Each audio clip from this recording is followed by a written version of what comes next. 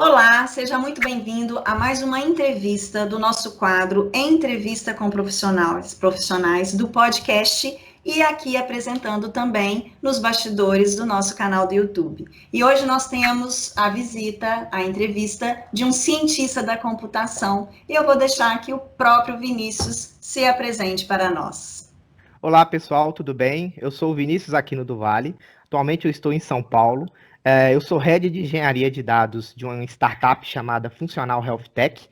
E eu vou apresentar um pouco para vocês o como é meu dia a dia, um pouco da história aí da ciência da computação, para que vocês possam entender um pouco mais do meu trabalho. Isso aí. E a ideia, Vinícius, desse quadro é exatamente apresentar para os jovens que estão aí se preparando para o Enem ou ingressando mesmo numa nova faculdade e também para aqueles que ainda querem, de repente, mudar de profissão, o que eu posso buscar, vislumbrar algo novo. E assim, no nosso quadro, a gente tem buscado sempre entrevistar profissionais jovens e de sucesso. Então, assim, você foi considerado, né, é considerado por nós e no seu meio também, como um Obrigado. jovem profissional de sucesso. Eu queria que você, então, desse as dicas para quem nos escuta, que você falasse sobre a formação do curso, né, de Ciências da Computação e um pouco do seu trabalho. O que o cientista da computação faz? Bacana. Bom, eu sou formado em ciência da computação pela Univale, né, Universidade Vale do Rio Doce. É uma universidade que ela fica no Nordeste de Minas Gerais, uma faculdade muito boa. Dentro da ciência da computação, você vai aprender todos os conceitos básicos da computação em si. Então, você aprende muitos conceitos teóricos, dos quais, mesmo com os avanços tecnológicos, eles ainda vão existir. Além disso, você aprende muito matemática, porque dentro da ciência da computação, né, é necessário conhecer algumas ações matemáticas, até mesmo para que você possa entender o funcionamento de algumas ferramentas, o funcionamento do geral, né? Porque na prática a ciência da computação ela é basicamente matemática. Outra coisa interessante na ciência da computação é as linguagens de programação que você aprende, para os quais você vai usar no dia a dia. Lembrando que ciência da computação ela não vai te ensinar, ela não vai te deixar preparado para o mercado de trabalho, né? Porque o mercado de trabalho trabalha com várias ferramentas e formas que na prática a faculdade ela não ensina. O que a faculdade vai ensinar são os meios e os conceitos, né? A teoria para que você possa aplicá-los dentro das empresas. Tá Muito bom? interessante. E o cientista da computação, você falou aí, né, que ele trabalha com as linguagens e tudo. E eu estava pesquisando e eu vi que é realmente muito interessante, que é um dos pouquíssimos cursos que ele serve para qualquer país. Explica isso melhor Verdade. para esse jovem que está ouvindo aí, porque ele deve Isso é estar, opa, interessante. É verdade, isso é interessante. A ciência da computação, na verdade, assim, todo mundo que trabalha com tecnologia, né, principalmente quem está dentro da ciência da computação, ele pode viajar o mundo todo, que ele vai ser contratado em qualquer lugar do mundo. Por quê? Porque o que você aprende aqui no Brasil com tecnologia, né, ciência da computação, vai ser aplicado em qualquer lugar do mundo. O que vai mudar mesmo são algumas ferramentas dos quais as empresas utilizam. Tá? Agora, o mais interessante disso tudo é que o brasileiro, o profissional brasileiro, ele é muito assediado pelo mercado europeu, principalmente Portugal, porque já tem a língua, né? Já tem a língua embutida, então, e como lá a defasagem é muito alta, então eles têm essa mania de buscar brasileiro para levar para a Europa. E isso tem crescido bastante nesses últimos anos, porque realmente o mercado europeu ele é um mercado muito limitado tecnologicamente. O que diferencia principalmente o brasileiro do mercado europeu, né, na verdade o mercado mundial, né, é que o brasileiro ele é multitarefa, ele faz muitas coisas dentro da empresa. Então, ao mesmo tempo que ele mexe com programação, ele mexe com banco de dados, ele mexe com redes, ele faz todo um ciclo, né, dentro da empresa de conhecimento tecnológico. Já o europeu, né, ou então esses países de primeiro mundo, normalmente eles fazem coisas fixas. Então, se tem um cara lá que ele só mexe com a parte visual, ele só vai mexer com a parte visual, ele não vai ter contato com outras tecnologias. E como a gente tem avançado muito dentro do mundo tecnológico, principalmente quando a gente fala aí de Big Data, DevOps, conceitos de cloud, é necessário skills que envolvem muito mais do que uma ferramenta, né? Realmente são skills que o brasileiro tem exatamente por essa habilidade que ele tem de fazer várias coisas dentro da empresa. E isso tem atraído muitos headhunters, né, que é o nome que se dá aos caçadores de talentos, para levá-los para outros países. é interessante que na hora que você vai falando também, Vinícius, assim, vem com uma linguagem que é, para mim, totalmente diferente. Então, assim, eu conheci o seu canal no YouTube e eu vi, você falou da Big Data, eu falei, olha, tem um vídeo lá no canal que explica o que é isso. Então, quem nos Verdade. escuta, Se quiser saber um pouquinho mais, eu vou deixar nas descrições o nome do canal, que ele tem vários vídeos e que ele explica tudo isso, porque é um mundo novo, é uma linguagem diferente da que a gente está acostumada e vai aprender uma linguagem nova aí com o curso. Estou errada ou é isso mesmo? Não, você tá certa. O canal Talk Sudors, ele foi feito exatamente para que a gente pudesse levar a tecnologia de uma maneira simples para quem pudesse nos ouvir, para quem quisesse aprender. Até porque hoje a tecnologia ela é muito mal disseminada, né? As pessoas elas têm a informação na internet, mas elas têm a informação muito picada, muito quebrada, de uma maneira que quem está entrando na área ela não consegue fazer essas linkagens, né? Linkar os conteúdos. Então a ideia do canal é exatamente falar sobre assuntos importantes, assuntos que o mercado tem acompanhado de uma maneira fácil e simples para quem quiser acompanhar, para quem quiser aprender. E é interessante porque quando vai entrar também na faculdade já tem uma noção aí do que encontra, né? Exatamente, exatamente. Já vai preparado para a faculdade. Mas, Kelly, uma coisa engraçada que hoje, que é muito bom falar, que quando a gente entra na faculdade, as faculdades hoje elas demoram uma faculdade de ciência da computação, ela demora 4 anos, um tecnólogo 2 anos, mas 4 anos é muito tempo para se passar na faculdade e a tecnologia ela tende a mudar a cada 2 anos. Então é muito comum os profissionais se formarem na faculdade e já entrarem para o mercado defasado. Por quê? Porque o que normalmente se ensina na faculdade acaba ficando atrasado para o que o mercado de TI tem buscado. Então, as faculdades elas têm tido uma certa dificuldade para estar sempre se atualizando em relação às ferramentas, aos modelos, às tecnologias. Isso é uma coisa que precisa ser levada em conta, porque acaba que você faz uma faculdade e a faculdade não se atualiza, então quando você se forma, você pode acabar ficando para trás, mesmo você estando preparado para o mercado. Então é uma coisa que tem que levar em consideração quando a gente estiver pensando em entrar numa faculdade voltada para a computação. É muito interessante, sempre atualizando, né? Sempre E o se que te atualizando. motivou, Vinícius, a buscar? Você falou que você veio do interior de Minas Gerais e você se formou e chegou aonde você está, não foi à toa. Você deve ter encontrado, né, algumas dificuldades. Eu quero saber, inicialmente, o que te motivou a buscar pela ciência da computação? Bom, essa é uma pergunta engraçada, porque o meu primeiro contato com o computador foi na escola. Minha mãe ela trabalhava numa escola municipal e a escola municipal tinha recebido alguns computadores e ninguém sabia o que fazer com aquilo, porque ninguém sabia usar. Né? Era um negócio assim, colocou lá e beleza, mas não tinha todo um treinamento e ninguém sabia fazer isso. Aí, por acaso, né, a minha mãe, para que eu a deixasse em paz, né, digamos assim, me deixou brincar com os computadores que lá tinham na época. Eram computadores antigos, era 286, 386, 486, eram os primeiros computadores, assim, na época. E foi amor à primeira vista, digamos assim, né? Eu fui sentando na frente do computador e não sei se foi em instinto, né? Mas automaticamente eu já fui conseguindo fazer algumas coisas.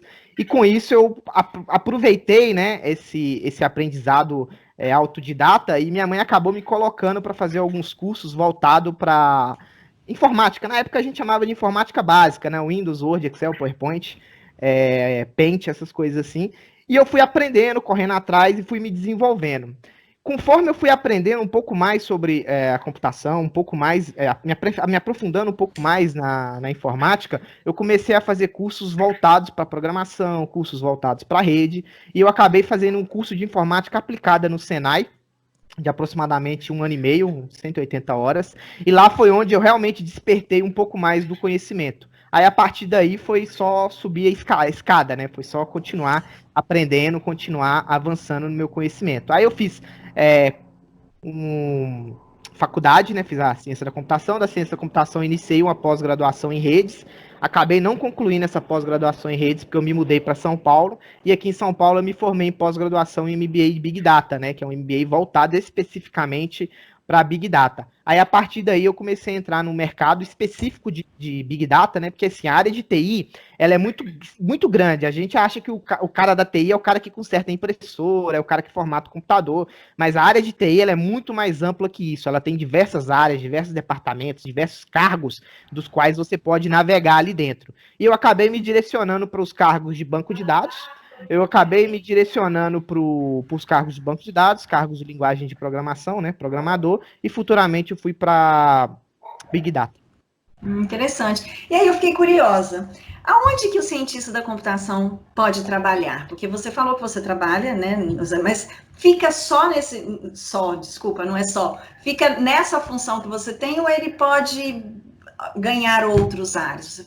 Ele pode ganhar outros ares, porque assim, a partir do momento que você tem a base, né, que você tem o conhecimento teórico de como a computação funciona, você consegue se deslocar dentro de qualquer setor da área de computação. Então você pode ser um cientista de dados, ele pode ser aquele cara que é um pesquisador, que é o cara que vai estar buscando novos algoritmos, novas técnicas de fazer as coisas funcionarem de forma melhor.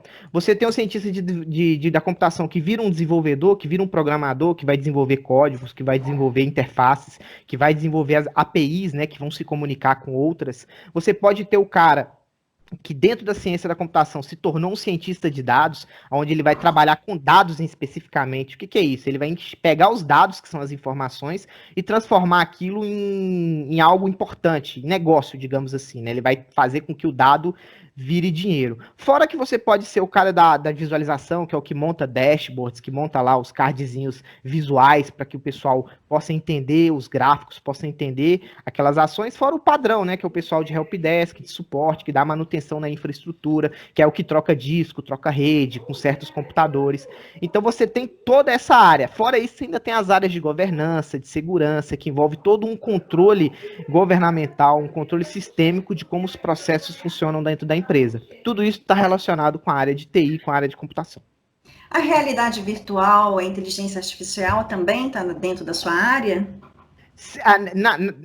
No que eu faço atualmente, não, mas ele está dentro do conjunto de ciência da computação. Isso. Então, ainda voltando no cientista da computação, ele pode ser um desenvolvedor de jogos, ele pode ser uma pessoa que desenvolve novos métodos, novas tecnologias. Então, assim, é um mar aberto, como a gente gosta de dizer, né? Você pode aproveitar qualquer espaço dentro da área que você vai conseguir trabalhar com tecnologia. Hoje, tecnologia faz parte do negócio, né? Não é mais. Hoje, a tecnologia não é um braço do negócio. Hoje, a tecnologia é o negócio. Então, não tem como fugir. Se não tiver um conhecimento técnico, não necessariamente uma faculdade, mas ele precisa ter um conhecimento técnico para ele conseguir avançar no mercado de trabalho dentro da área de computação. Será que a gente poderia resumir? Aonde tem tecnologia, cabe um cientista da computação, seja ela qual for? Perfeito. Aonde tem tecnologia, cabe um cientista da computação, seja ela onde for, seja qual empresa for.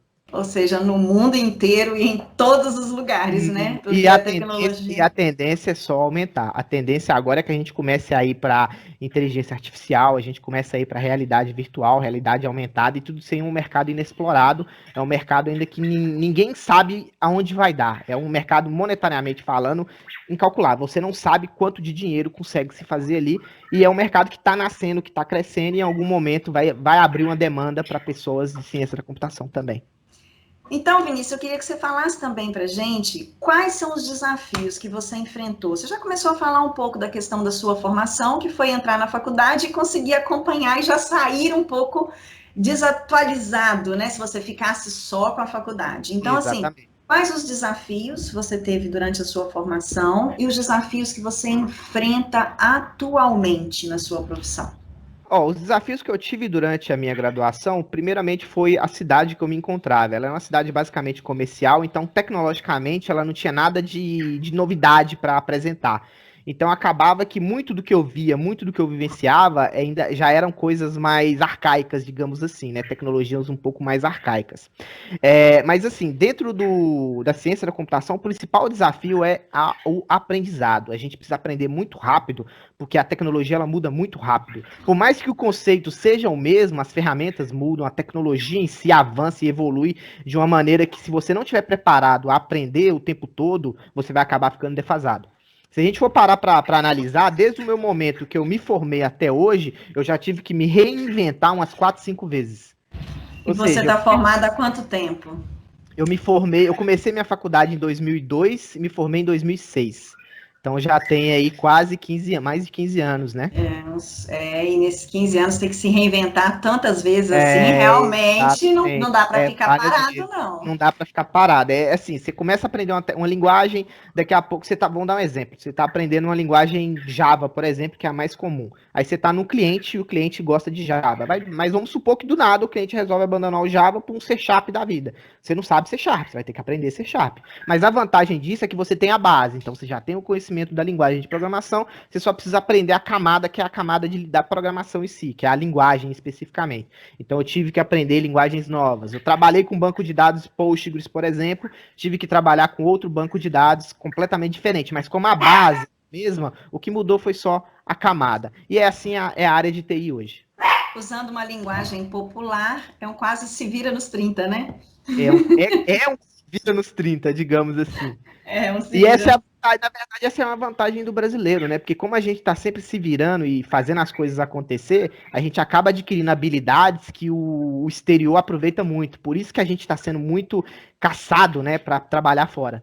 Hoje, assim, vou dizer com sinceridade, hoje eu já recebi proposta para Alemanha, para Polônia, para Rússia, até para África do Sul, né? Para os Estados Unidos eu também já recebi proposta. Ou seja, o mundo todo busca brasileiro para que eles possam levar o seu conhecimento para fora. Hoje o brasileiro ele é muito bem visto como profissional. O profissional hoje de TI brasileiro é um dos melhores do mundo. Muito bom. E quais são as dicas que você daria para quem está querendo ingressar na carreira, seja a partir do Enem, a partir da entrada numa faculdade particular, ou mudar de profissão? O que você diria que seria Bom, primordial? o primeiro de tudo é a pessoa ela tem que realmente gostar ou então ela quer realmente mudar e aprender.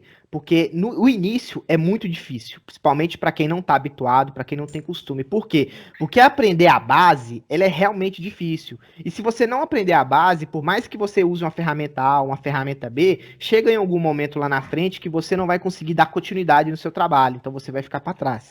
Então, como dica, eu dou o seguinte: sempre estude, sempre leia, sempre esteja próximo daqueles que também estão evoluindo. Porque se você acompanha empresas como Spotify, Netflix, que estão sempre tecnologicamente à frente, você acaba aprendendo o que eles estão fazendo, que na prática é o que as outras empresas vão acabar seguindo. Ou seja, todas as tecnologias que o Google criou, ele disponibilizou e essas tecnologias estão sendo usadas hoje por outras empresas. Então, aquele que acompanhou a tendência tecnológica que o Google lançou lá nos anos 2000, quando isso começou a gerar, quando isso começou a ser disseminado dentro das empresas, das organizações, a pessoa já estava preparada para assumir cargos de gerência, cargos mais altos, digamos assim, dentro da empresa. Por quê? Porque não tinha ninguém que sabia. Aí é aquele ditado, né? Em terra de cego, quem tem um olho é rei, né? Que é o que acontece muito no mundo hoje. Então, a dica que eu dou é essa: acompanhe os canais, as empresas tecnológicas mais avançadas e entendam o que eles estão fazendo, como eles estão fazendo. Sempre lendo artigo, lendo algum livro da área específica, né?